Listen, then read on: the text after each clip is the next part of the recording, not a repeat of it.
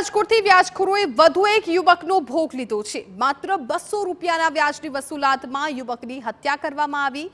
ગાંધીધામમાં મોડી રાત્રે વ્યાજખોરોએ આંખોની ખેલ ખેલ્યો હતો। ગાંધીગ્રામની આ ઘટના તીક્ષ્ણ હથિયારના ઘા ઝીંકીને માતા પિતા સામે પુત્રની હત્યા કરી દેવાઈ। વ્યાજખોરોએ માતા પિતા અને અન્ય પુત્રને પણ ઢોરમાર માર્યો। પુત્ર સુરજ ઠાકરની હત્યા મુદ્દે ગાંધીગ્રામ પોલીસે તપાસ શરૂ કરી છે।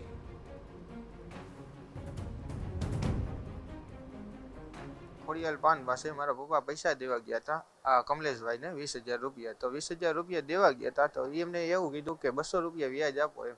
મારા પપ્પાએ એવું કીધું કે 200 રૂપિયા વ્યાજ શેનું એમ।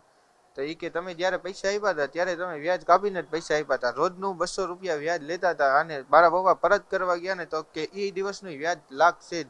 એ કે કારણ કે અમે પૈસા દઈને તો અમારા નિયમ લાગુ પડે એ રીતે કરીને પછી ઉશ્કેરીને મારા પપ્પાને 3-4 ફડાકા મારી લીધા।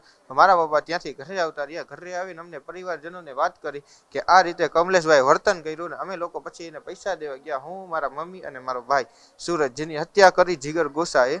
જ્યારે હું ગઈ ને ત્યારે એ ભાઈએ મારી અભદ્ર બધી ઓલી વ્યથા કરી અને મને એની દુકાનની અંદરથી હથિયારને કાઢીને મને ધોકા માર્યા અને મારા છોકરાને છરી વડે હુમલો કરીને મારી નાખ્યો અને મને ધમકી આપી છે કે હજી તારા નાના છોકરા નહીં મારી નાખીશ।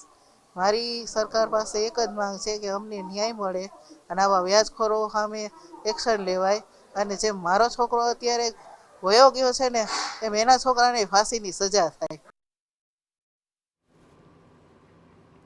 મહત્વનું છે કે સુરજ ઠાકર નામના યુવકની હત્યાથી બ્રહ્મ સમાજમાં રોષ છે।